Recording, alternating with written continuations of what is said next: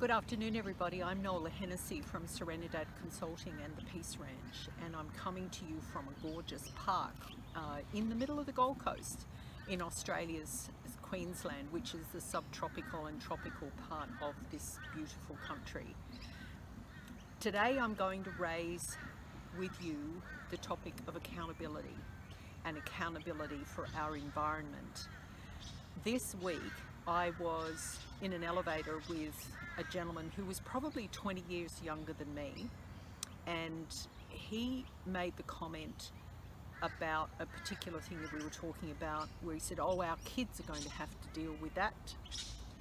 Now, as you know, we're in the middle of climate change.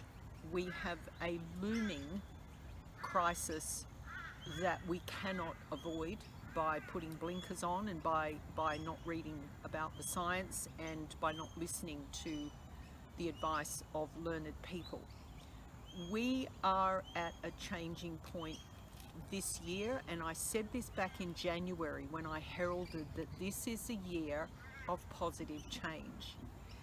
Now, that attitude that fellow showed is synonymous with the many millions of people who don't take accountability for what's happening right now. We cannot leave management of our environment to our kids. We cannot leave it to our grandkids, because they may not even have a world that can sustain human life, let alone any other form of substantial life in the future.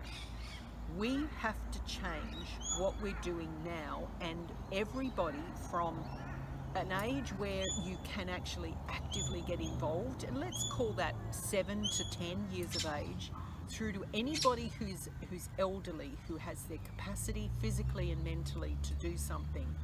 All of us are accountable to manage and to eliminate the risks associated with climate change as much as humanly possible. I didn't voice my opinion about how arrogant I thought that gentleman was, but it made me incensed enough to want to bring it to you today. We don't have time to sit around procrastinating. We don't have time to blame somebody else. I'm in the so-called baby boomer generation, whilst I don't believe in boxing and labeling people based on their time when they were born, I'm not at fault on my own, but collectively we as a humanity have got us to this point.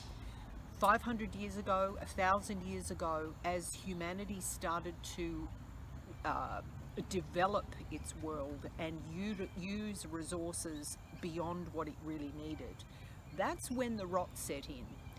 What we have now is an intelligence and a scientific foundation to say our behaviours and our actions are causing harm. And if all of us choose to ignore what the science is saying, then all of us are accountable. You know, Greta Thunberg is fantastic in her advocacy. Jane Fonda, who's in her 80s, is fantastic in her advocacy.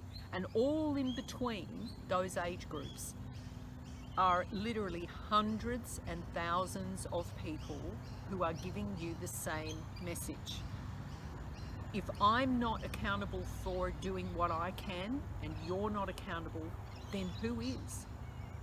Who is actually going to fix the mess that we have all collectively created? I put that challenge to you. I put that challenge to anybody whom you feel that you want to share this video and this message.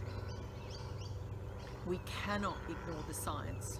We cannot ignore that it is humanity's personal choice to abuse and denigrate the environment.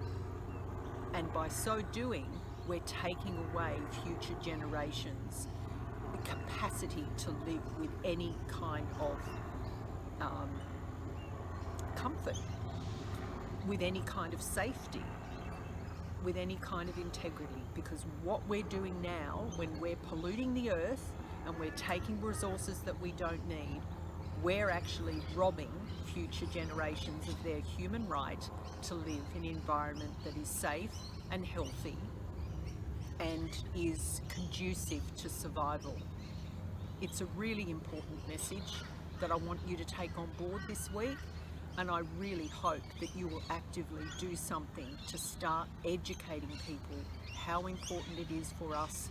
We are out of time.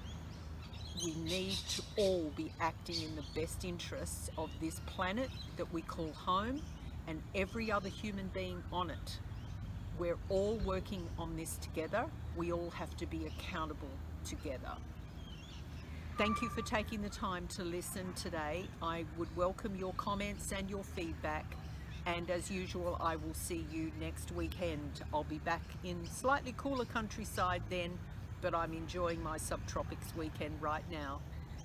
Happy Mother's Day to all the mums for tomorrow. Bye for now.